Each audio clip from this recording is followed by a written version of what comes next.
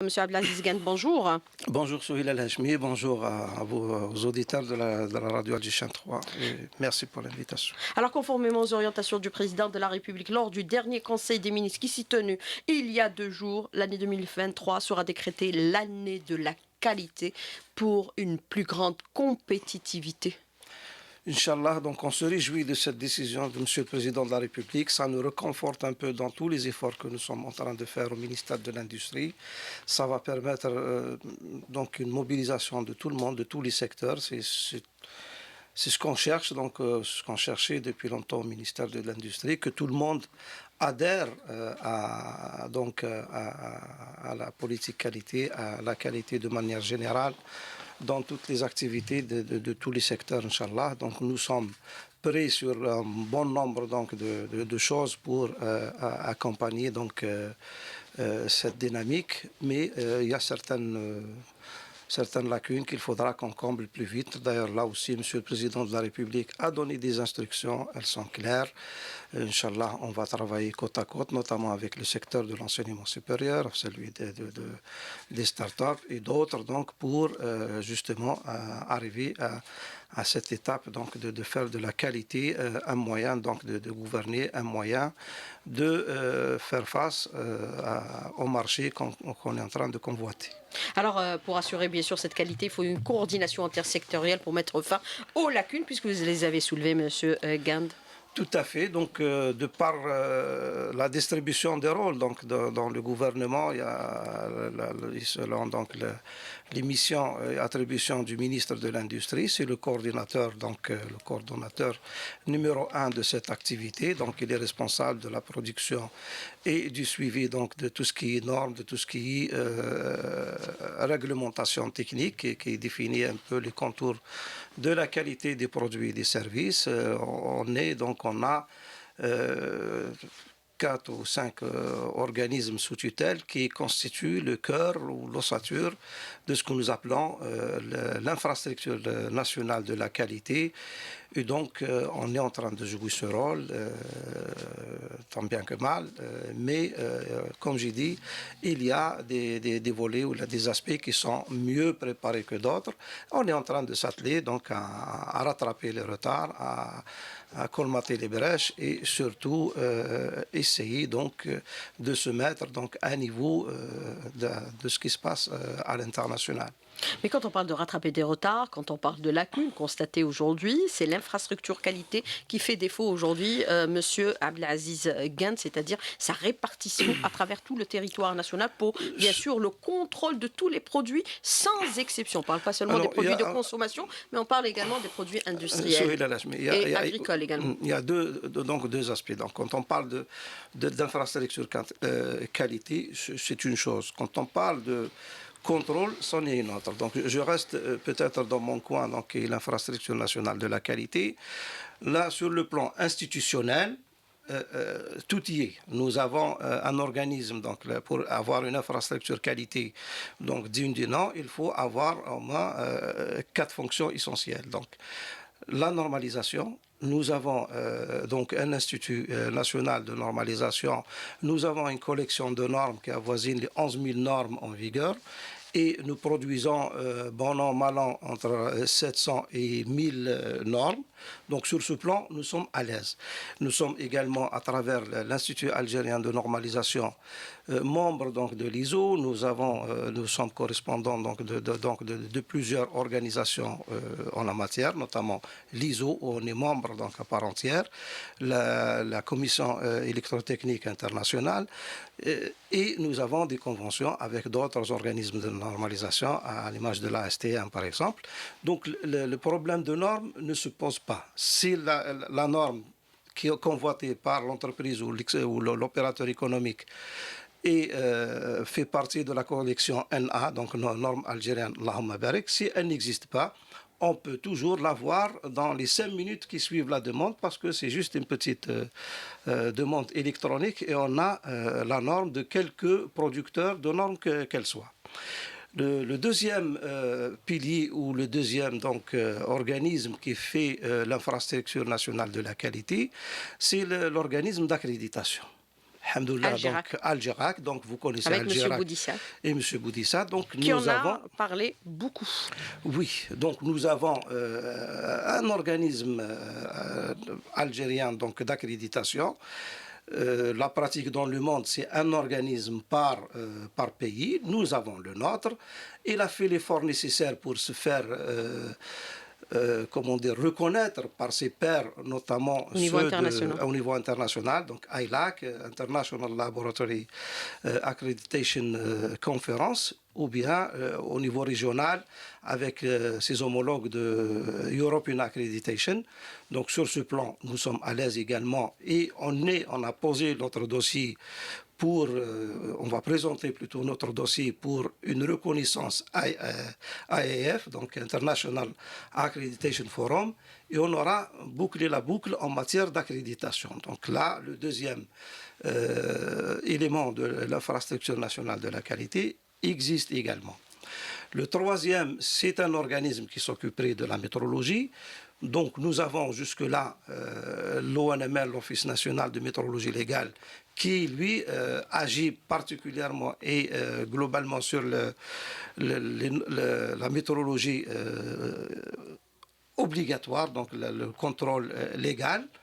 Mais nous sommes, d'ailleurs le texte est au niveau du secrétariat général du gouvernement, pour un peu réformer l'activité métrologique pour que l'État s'occupera plus de tous les aspects de la métrologie. Il y a la métrologie légale, mais il y a aussi la métrologie scientifique, il y a la métrologie industrielle.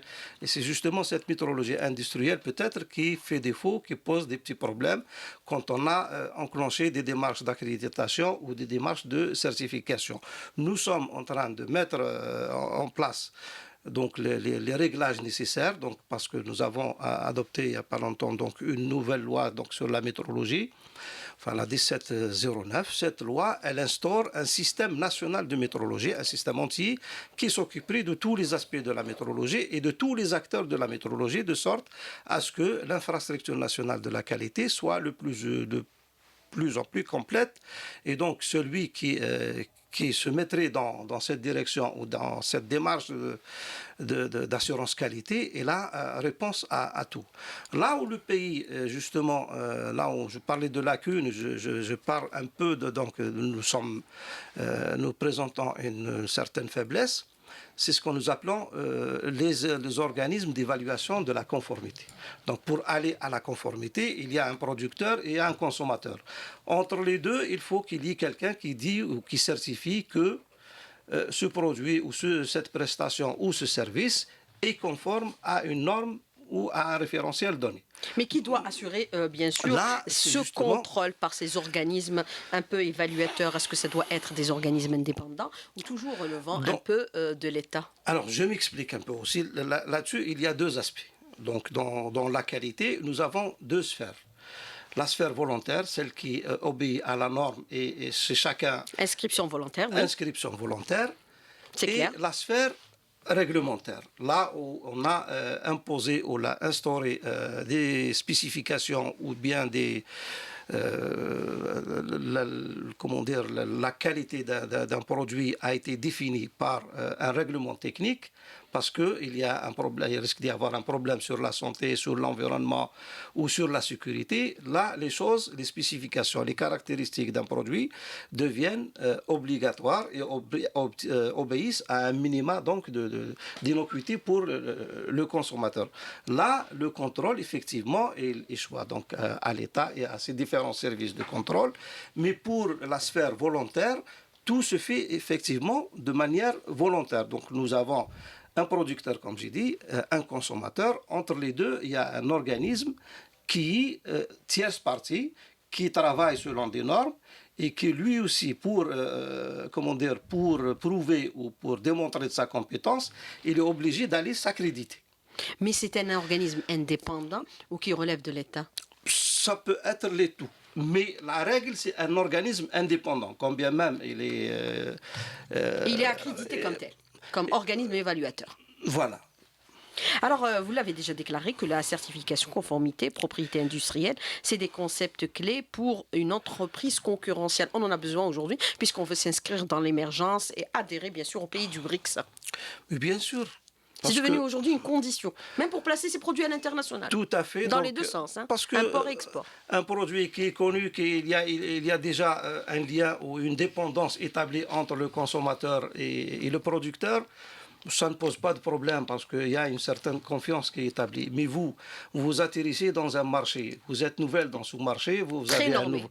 Donc il faudra Vous conformez. vous conformer, donc il faudra s'informer sur les conditions de ce marché, sur les normes appliquées et justement prendre le soin de mettre en place l'organisation dans l'entreprise et le fonctionnement dans votre entreprise pour justement satisfaire à ces exigences normatives. Vous n'êtes pas jusque-là, même jusque-là, vous avez fait tout ce processus, vous n'êtes toujours pas crédible. Il faut qu'il y ait quelqu'un qui lui aussi reconnu par le monde ou reconnu par ses pairs ou reconnu par la sphère normative du marché où vous voulez atterrir Comme à Girac. pour dire que votre produit est conforme au référentiel ou bien aux spécifications qui le caractérisent. C'est-à-dire on fixe aujourd'hui, c'est-à-dire les normes de qualité pour pénétrer notre marché. C'est le même principe pour les importations, puisque de l'autre côté, par exemple, si on prend l'exemple de l'Europe, où nous sommes beaucoup plus présents par rapport aux autres continents, ils ont fixé ces normes de compétitivité qui sont parfois aussi des sortes de blocages pour pouvoir pénétrer les marchés. C'est-à-dire ces normes vont réguler à l'avenir de eux seuls les marchés de et vers l'Algérie. C'est un moyen de régulation, effectivement. On n'aura Et plus à recours au DAPS. c'est une autre histoire. Donc les choses quand même, parce qu'il y a la qualité et puis il y a les quantités. Donc comme dans les règles donc, de l'OMC, on ne peut pas imposer donc des barrières tarifaires à tout bout de champ. On se cache ou bien on s'est orienté vers les normes. L'Europe l'a vers fait. les normes. L'Europe, Donc, les États-Unis, tous les pays. C'est légitime, Le effectivement, Canada, tous les pays. d'exiger un minimum donc, de qualité qui obéit à une certaine norme, mais des fois, on a des petites astuces comme ça où on pousse justement la norme ou le règlement technique de sorte à ce qu'on protège, à ce qu'on comment dire, La production nationale. on protège le produit national ou bien on protège le marché national d'un produit concurrent. Mais justement, par rapport à ces règlements techniques, certains pays invoquent même les normes sanitaires, comme c'est le cas pour, par exemple, le Canada et d'autres pays de l'Amérique. Alors, je voudrais revenir avec vous, Monsieur Guent, sur certains aspects liés à ces aspects. Vous avez dit, bien sûr, nous avons mis en place des normes, nous avons mis en place un dispositif législatif. Il reste encore des lacunes à mettre en place, comme par exemple les organismes évaluateurs ou certificateurs. Mais depuis longtemps, on parle d'Algérac, on parle d'Ilianor, on parle de ces institutions qui sont existantes, mais il n'y a pas cette adhésion volontaire. Faut-il la rendre obligatoire aujourd'hui, Monsieur Guent? Parce qu'on a dit, il y a l'inscription volontaire et il y a les obligations. Alors, pour rendre obligatoire la chose, il y a plusieurs manières de procéder. J'ai dit, on a... Mais on vu craint un qu'il n'y a risque. pas beaucoup d'inscriptions, faut-il la rendre obligatoire Je crois que... pour une période transitoire? Non, moi je ne suis pas d'accord parce que une démarche qualité, il faut que celui qui l'entreprenne en soit convaincu.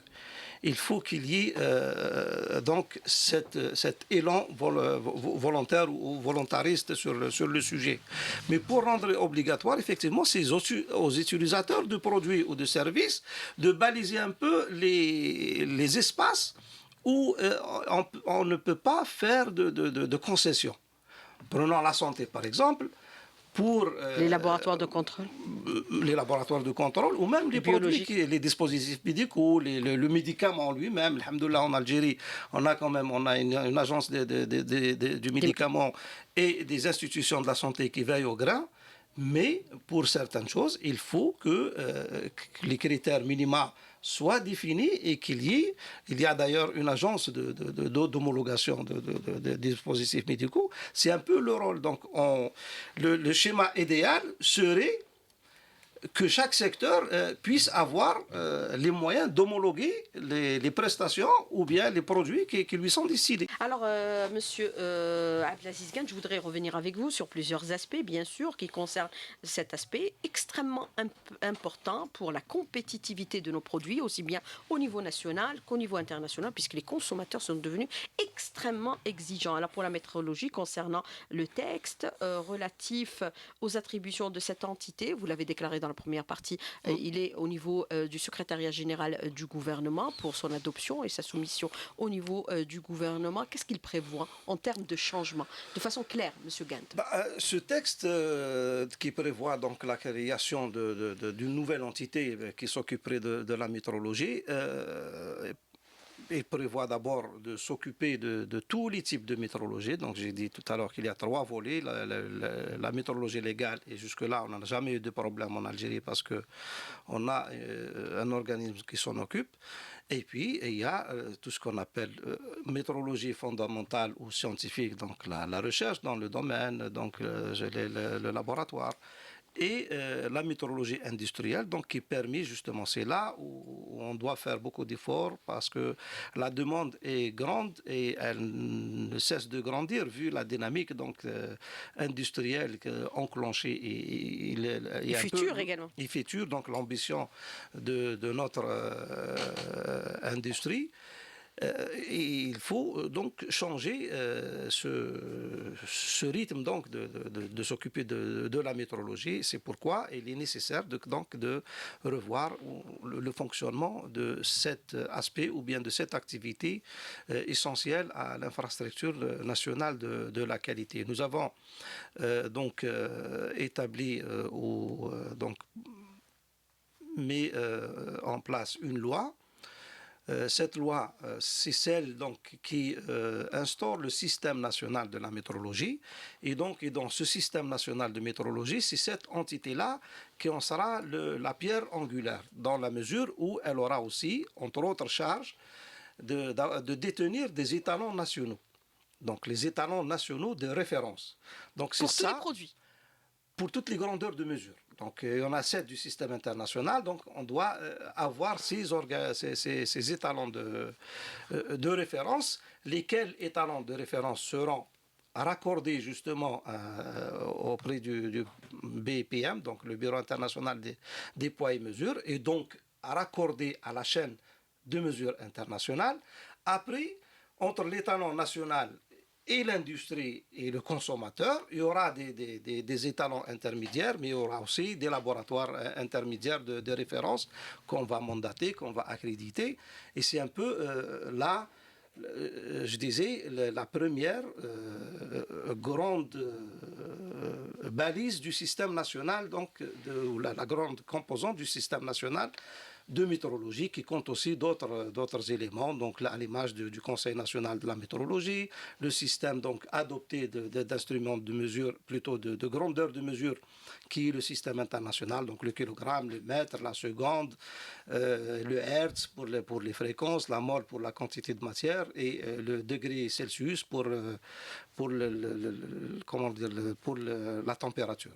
Et bien sûr, ça concernera tous les secteurs et l'Association des consommateurs avait déploré que l'étalonnage de référence n'existait pas, par exemple, pour les produits importés comme l'or. C'est la raison pour laquelle on ne connaît pas la quantité exacte l'or par rapport, bien sûr, à d'autres produits qui pourraient peut-être porter atteinte à sa qualité. Alors, quand on parle de la certification qualité aujourd'hui, combien d'organismes ont adhéré ou d'entreprises ont adhéré à la certification qualité? Est-ce qu'on a, par exemple, un ordre de grandeur quand on sait que, par exemple, pour les organismes internationaux, par exemple, les grandes entreprises internationales au niveau mondial, ils ont leur certification. Si on parle de Fiat, ils ont la certification internationale. Bon, les organismes de certification, parce qu'il y a... non, je parle d'entreprises.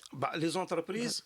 Alors, nous, au ministère de l'Industrie, on gère un fonds, donc je l'ai dit à plusieurs fois d'ailleurs quand j'ai eu l'occasion on gère un fonds qui permet donc de financer une partie des démarches de certification ou d'accréditation. Au profit des opérateurs. Au profit des opérateurs, c'est des fonds perdus, mais c'est un remboursement. Ce que nous avions dépensé et les entreprises qui ont adhéré depuis la création du fonds, c'est pas grand-chose justement. Ça, on a enregistré quand même 800 entreprises qui ont adhéré et 500 comme ça qui ont fini ou fait aboutir le processus. Ça ne veut pas dire que c'est les seuls qui sont certifiés parce qu'il y en a qui ont les moyens et qui n'ont pas voulu donc comment dire, émarger dans ce fonds et ils l'ont fait par leurs propres moyens. Avoir même une certification internationale, c'est possible. International, donc ça, on n'a pas vraiment des chiffres exacts, mais c'est un peu dans, dans la même proportion aussi. Justement, sur ce plan, l'une de nos principales missions au ministère de l'Industrie, c'est d'essayer de sensibiliser, essayer de pousser. Donc, on a même encouragé donc, en octroyant des fonds pour que les entreprises puissent émarger. Mais ça ne suffit pas. Donc, il y a toujours cette frilosité. Il y a de la frilosité, on ne voit pas l'intérêt. Or, les études qui ont été réalisées depuis l'instauration de ce genre de démarche ont montré que quand on adopte un système de qualité, on adopte une démarche d'assurance qualité, c'est vrai que ça coûte un petit investissement, mais quand on fait la part des choses, quand on fait la comparaison, il y a un retour d'investissement garanti. Il y a un retour d'investissement garanti rapide. Et ce que l'entreprise perdrait sans un système de qualité est beaucoup plus important qu'est-ce qu'on aurait dépensé sur un système de qualité. Donc on est en train d'essayer de sensibiliser, mais c'est vrai quand vous dites obligatoire. Donc l'obligation, il faut qu'elle soit relative. Alors, on a remarqué, par exemple, ça je peux vous le dire. C'est pour ça que je vous ai parlé de l'obligation par rapport à cette frilosité. Quand vous dites nous avons des fonds, nous pouvons accompagner des opérateurs. 800 se sont inscrits, seulement 500 ont poursuivi, bien sûr, jusqu'au bout le processus de ça, c'est ceux qui ont été financés par l'État. Par le fonds. Par le fonds. Donc le reste, il y en a d'autres. Mais pour l'obligation, il faut relativiser. C'est-à-dire, il y a effectivement ce qu'on fait rend obligatoire par un texte de loi ou un texte réglementaire, mais je vous suis dans l'obligation en se positionnant sur une sorte de forcer la main à l'entreprise. Je vous donne un exemple. Les laboratoires biologiques, puisque ça peut porter préjudice aussi à la santé humaine. Il faut rendre obligatoire. Rendre obligatoire en exigeant, en exigeant un bulletin d'analyse d'un laboratoire accrédité. Ça, c'est une... je ne vous dis pas allez accréditer obligatoire, allez vous accréditer obligatoirement, mais quand vous me fournissez un bulletin, je trouve que vous n'êtes pas accrédité, ça ne m'intéresse pas vos prestations. Je vous donne un exemple. Ces deux dernières années, on a constaté un engouement donc, sans précédent pour cette démarche qualité proposée, donc cette aide proposée par le ministère de l'Industrie, des entreprises du bâtiment et de travaux publics et de l'hydraulique.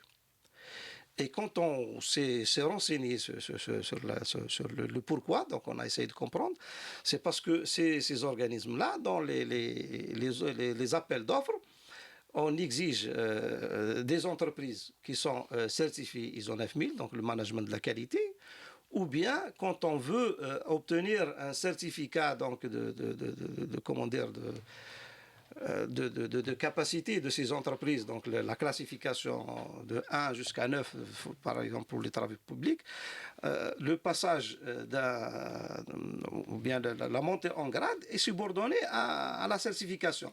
Donc ces gens-là sont en train d'essayer de répondre à une exigence. Je ne sais pas s'ils sont convaincus de la démarche ou pas, mais il y a un fait qu'on ne peut pas ignorer, donc on est obligé donc de faire avec et d'amener ces gens-là à suivre la démarche normative, à suivre ce qui se pratique de mieux en la matière.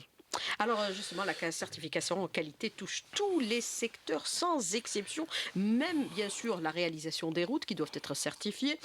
Également, ça nous évite un peu d'avoir ou de commettre les erreurs qu'on a connues antérieurement, où les routes ont connu, une fois réceptionnées, des malfaçons, les habitations aussi, les réalisations Tout à fait. de logements, la qualité de l'eau, bien sûr la certification aussi des barrages, des produits et autres services, même pour les importations, puisqu'on a parlé un peu de l'or. Alors, je voudrais revenir avec vous sur la question, puisque maintenant le président, il a rendu obligatoire, bien sûr, le ministère de l'Industrie va chapeauter toute cette action, puisqu'il sera l'ordonnateur.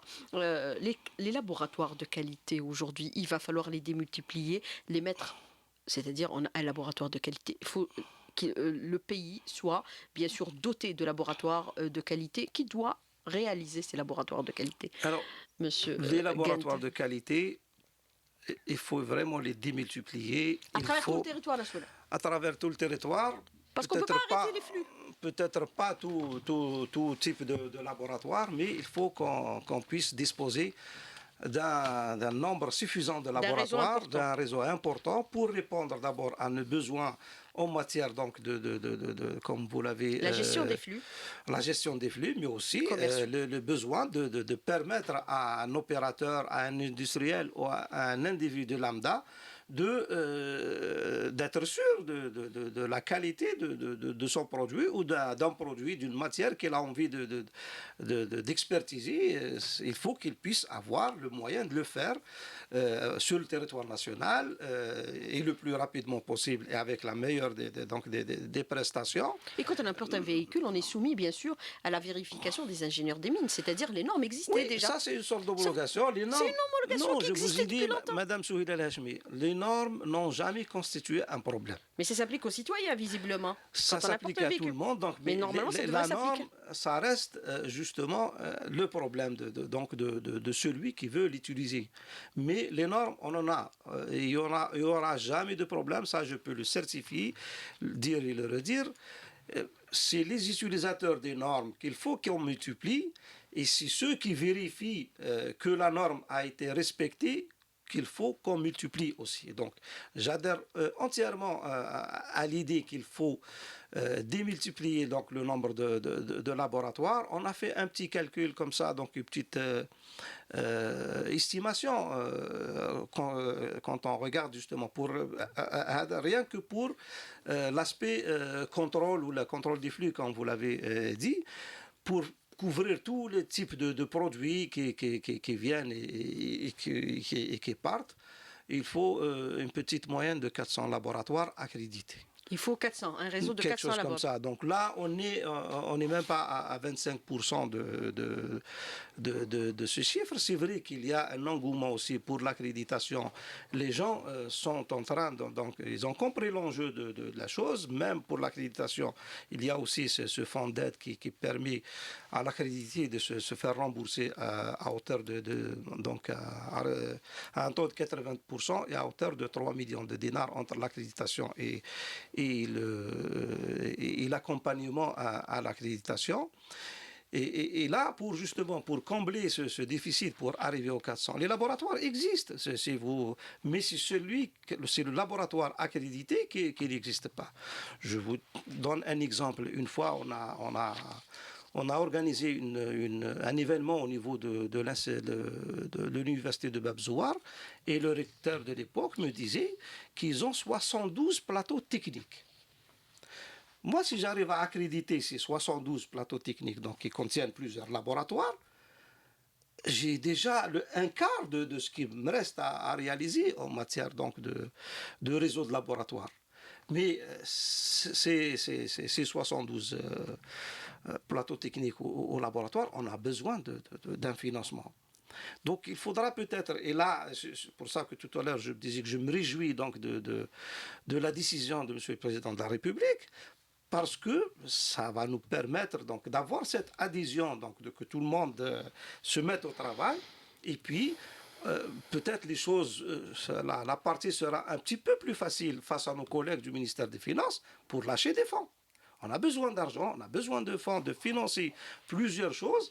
Et quand on ramène bout à bout les petits financements qui paraissent insignifiants sur certains aspects, ça devient des millions ou bien des milliards de dinars et il faudra que la République doit l'assumer si on veut arriver vraiment à notre fin, à notre objectif qui est d'avoir un système donc de qualité totale pour gérer donc l'activité économique du pays et on en sera gagnant. Donc l'effort, on le fera peut-être l'année prochaine ou cette année. On va mettre le X milliards de dinars qu'il faut pour certifier tout, pour accréditer tout, mais dans les 3 ans qui viennent, parce que quand on accrédite, donc il y a manifestement un certain nombre de procédures, un certain nombre de réflexes qu'on crée pour le laboratoire. Ces procédures, ces réflexes, quand bien même on n'a pas besoin de les redémontrer une autre fois et un autre coup, ça devient quelque chose qui est acquis pour le laboratoire et donc acquis pour la qualité.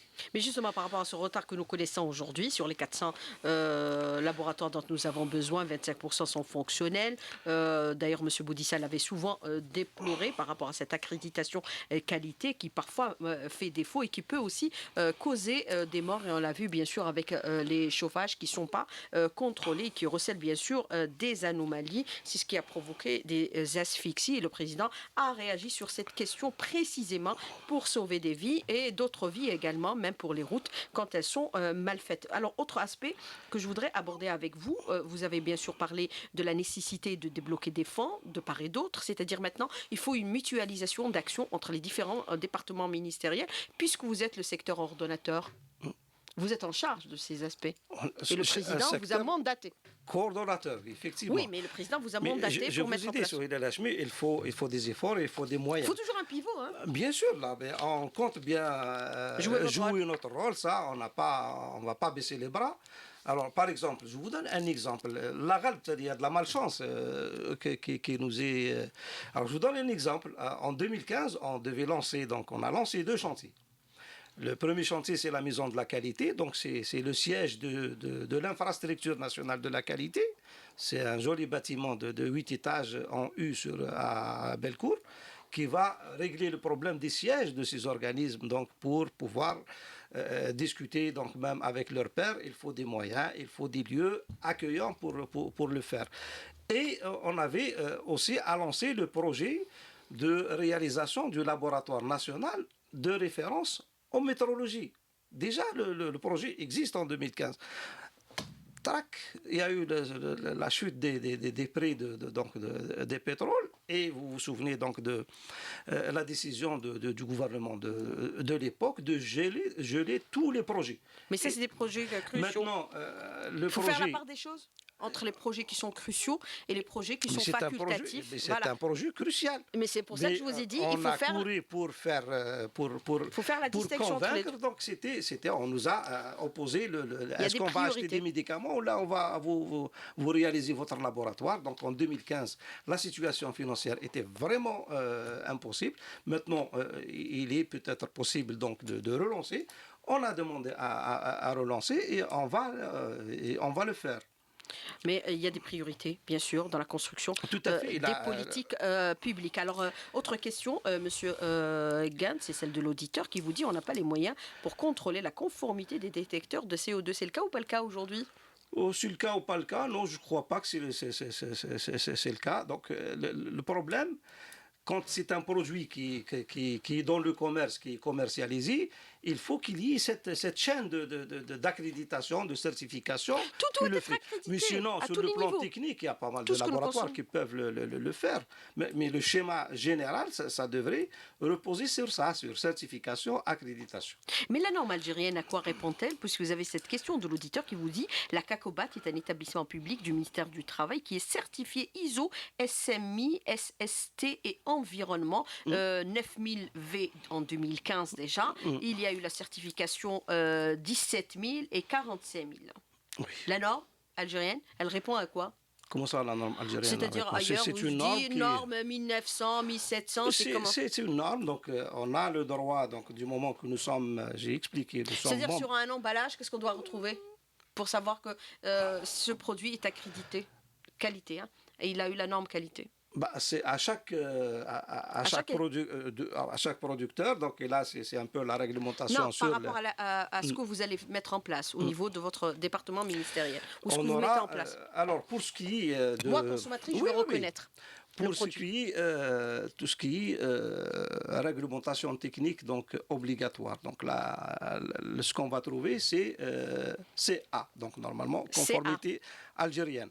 Pour le reste, CA, le CA. le Conformité conformité algérienne, donc C'est-à-dire, il faut le trouver sur l'emballage. sur l'emballage, mais Tout type de produit, hein. tout type de produit qui obéissent à un règlement technique Hmm. algérien. Pour le reste qui est du domaine normatif, on peut juste dire, comment dire, certifié ISO quelque chose. Donc le référentiel ISO 9001 pour ce qui est management de la qualité, 14 000 pour l'environnement, 45 000 pour la sécurité au travail, 50 000 pour comment dire, l'efficacité énergétique. Et on est en train de pousser aussi sur la 37 000 qui est la norme anticorruption. Là aussi, donc vous avez remarqué son attraque par exemple. Et 37 000, la norme 37 000.